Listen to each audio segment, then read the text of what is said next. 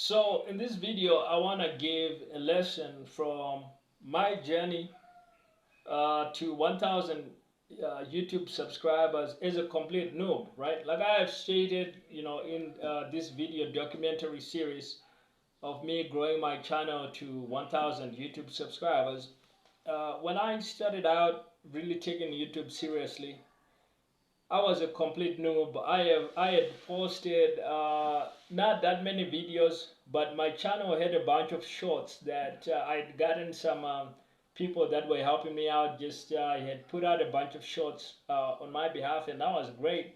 Uh, but I was basically starting from scratch because I hadn't really taken YouTube seriously. Like I was focused on other things, like a lot of you guys are. Uh, who maybe don't even have a YouTube channel and things like that. You're busy working on other things and you're not really taking a personal brand seriously. But I think it's time to take personal brand seriously. At least you can see from my own channel and things that I do that hey, I'm taking my personal brand seriously. So I've learned a lot of lessons along the way since then. Going from around maybe 3,000 views total all time to now my channel is gotten over I think 11,000 views all time, which is a huge addition and explosive growth. And my subscriber count has gone from maybe around like almost 20 subscribers at the time I started taking this very seriously, maybe 20, 25, to now it's over like 50 subscribers, 50, 51 subscribers. And who knows, by the time you're watching this, especially if you watch this a long time from when I'm recording it, I could easily be up to the 1,000 subscribers. uh, so I'm just saying this, guys, just so you understand, like the journey and the progression. There's been a lot of growth and a lot of lessons for me. So one of the lessons, and the lesson I want to share with you, is that there is a fast button and there is a normal speed or slow button, and you kind of need to know what these are. You kind of need to know what these are. So if you're trying to grow your YouTube channel, um, there's a lot of things that you can do wrong, but don't let that scare you. Just get started. Now what's typically likely to happen is that in that case you're probably using some version of uh, you're probably using some version of just putting out stuff out there. And that's good. That's a good initial strategy, right? Understand there are different YouTube strategies. The channels that are growing explosively are using different strategies from those that are just mediocre and slow growing. Now, my own channel is growing a little bit fast, but not crazy fast. And it's because my strategy is not necessarily the really fastest growth strategy. Mr. Beast has said that, knowing what I know, knowing what he knows as Mr. Beast, I can grow a channel from zero to like 10 million subscribers in 6 months. And I truly believe he could. I truly believe that he can. Um, But understand the strategy that he's gonna use in that case is he's gonna be using the fast button strategy. So let me tell you a little bit about the fast button strategy, because I actually got a little bit of an experience with this as well. Just on my own channel, there was a short period of time when I switched on the fast button, and it was insane, right? My channel got the highest amount of views over like a week-long period that I'd ever seen in a while. Like, whoa, this is insane. And I could see, okay, if Mr. Beast does this kind of, he knows even better than the stuff that I've done on my channel. So I can see how he really realistically could get to 10 million subscribers from zero in 6 months.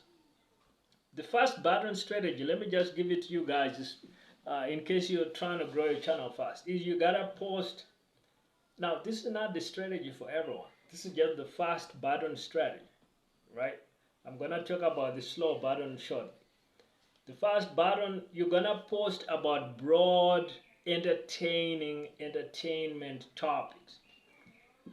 So, like one of the guys that I follow online on YouTube, a really good influence for me on YouTube is Make Mula. Make Mula, who has a bunch of channels where he reacts to this kind of inner city type content, right? Where there's kind of like all kinds of drama, violence, gun stuff, and gangs and street life and things like that. Which is really eye-catching, really intriguing, really entertaining. People want to see the drama, want to see like, ooh, what's going on in the inner cities, and there's a lot of that kind of stuff. And so Mekmula kind of makes his content around that. That's an example of the fast button because he's catering his content to topics that are highly entertaining, highly clicky, and are gonna get a lot of people clicking and watching. And you can see on his channels, he's got like hundreds and hundreds of thousands of followers, and his videos are getting insane amounts of views. That's kind of the stuff that Mr. Beast would be doing as well. If you look even at Mr. Beast's channels, it's all this dramatic competition-based stuff and kind of surprise stuff. Like I tried to survive on a desert island, or I tried to, I tried to 1,000 people compete for like $1 million or 100 or however much money, right? Like this kind of dramatic, entertaining stuff. That's gonna get you on the fast paths to growth. Like when I was running entertainment type content on my channel for a short while, just really more so as like an experimentation of strategy and things. Actually got to learn YouTube a lot more. Like I got the highest amount of views in a short amount of time that I had ever seen. Now I didn't necessarily kind of keep on with that because there's a reason, but it's not to say that this is the wrong strategy. Like the fast button, if you want growth, you want views, I highly recommend it. You really should, you really should look at this, and you really should go for it. It's something to know that it exists for when you want that growth on your channel.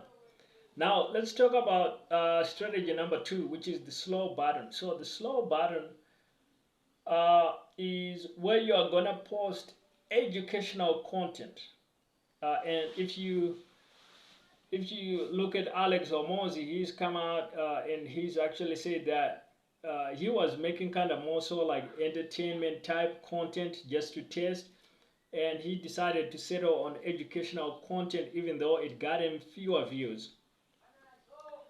And with educational content, you're gonna post how-to tutorials, you're gonna post information rich videos talking about a particular topic. It might be a business topic, it might be whatever your area of expertise. Let's say you're into fitness, it might be tutorials about fitness. If you're into whatever your topic, you're gonna talk about that and kind of give tutorials, how to information, and walk people through your processes. Now, this is not gonna get the viral views that you're gonna get with fast button type content. But like Alex Hormozi explained on his own channel, he said, when I posted this kind of content, what I saw was that I got less views, but I got actually more click-throughs of people wanting to buy my stuff. I actually got more relevant leads. And so that's the kind of like the trade-off or the advantage of this slow button. The slow button content strategy on YouTube is you're gonna get less views, but it's gonna be views that are highly more targeted, and they're gonna stick around because everything you're doing is just kind of focused around the actual topics that are super relevant to them. They're not gonna see a bunch of entertaining information from one day to the next that maybe they're not as interested in, and they go click away to some other channels. Instead, they're just gonna stay around on your channel learning about this topic, let's say for 3 months, and then maybe they end up buying your product.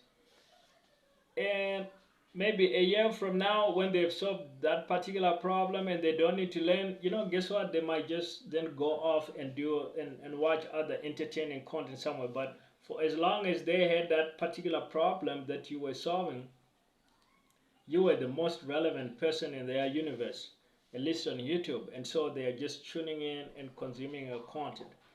So that's the slow button. It is that advantage of if you are trying to sell a product in particular, uh, you can actually get leads that buy your product a little bit faster. If you are doing the fast button content, it's kind of more so gonna grow your YouTube channel, but it's not necessarily gonna convert at the same rate. You're gonna do a whole lot of work attracting a bunch of people that are not necessarily gonna buy anything you're selling right away or ever at all. But what it's good for is it's really building a huge long-term audience that knows who you are, likes you, and for sure some of them will buy the stuff that you do put out. So those two strategies are strategies you want to be aware of. Like I've described my own experiences. uh, I've actually switched in between the strategies, work with this strategy, work with that strategy. So I've seen both strategies are something that you want to be able to do, and you also want to at least know that these strategies are out there, and that YouTube really is that nuance that you can take a different strategy depending on your situation and on your goals. Like Mr. Beast said, he said, if my goal was I need to grow this channel. If I wanted, I could grow a channel from 0 to 10 million subscribers within 6 months. He literally, I believe he literally could do it because I've seen enough of YouTube and practicing and experimenting on YouTube and seeing the results and the things that are possible to see that, well, he probably could do it. He probably could do it. Uh, but it's not the only strategy. These are just two YouTube strategies. There's probably more out there, but these are really good ones to know, and you kind of need to figure out which one is the best one for you to use right now. Now you can just follow along with my journey to 1,000 subscribers. I'm gonna be posting more insights and more findings as I keep on with my